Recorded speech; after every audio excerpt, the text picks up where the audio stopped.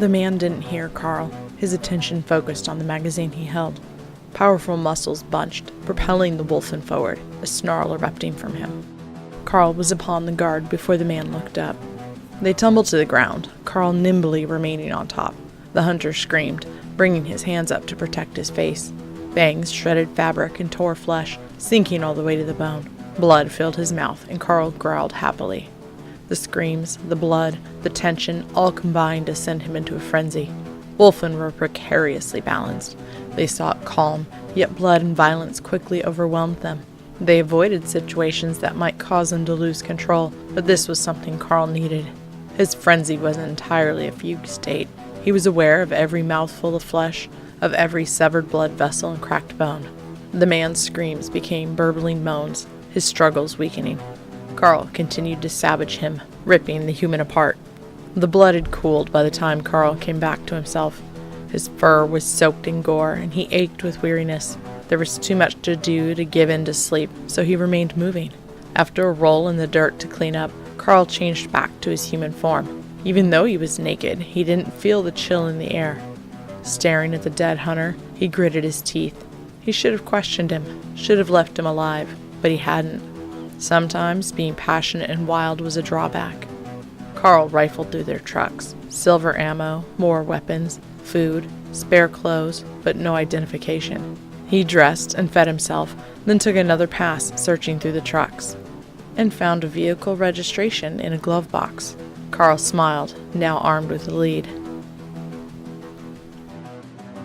Karl pulled the pickup into the fuel stop, parking at the far end of the lot.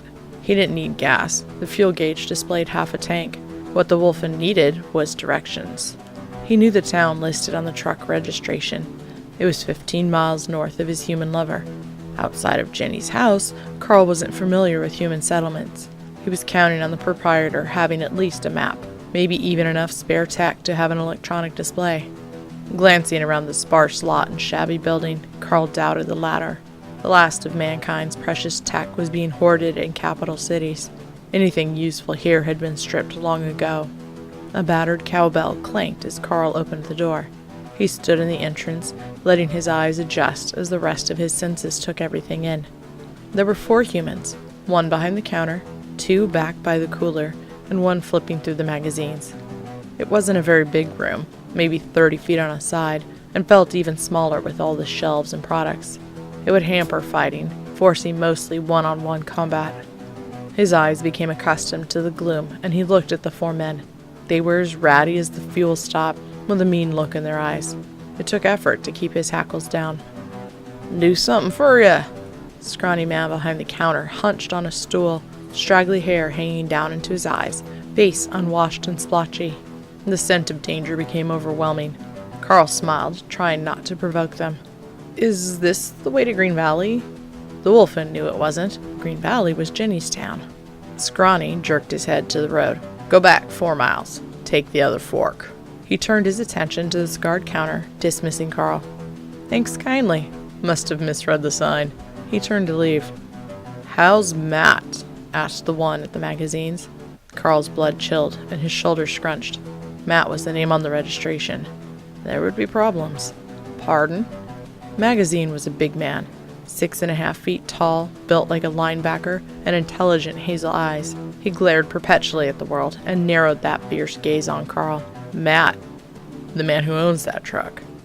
How is he?" Magazine took a step closer. Everyone's attention was on him. He could abandon the truck, make a run for it, find Matt's house on his own. Karl's hand clenched on the door as he prepared to do so. Then he smelled the silver. Karl growled, stepping away from the door. Matt's feeding the crows. Thanks for watching. If you enjoyed, please hit the like button. Don't forget to subscribe, share with others. Social media links are below in the description. See you next time.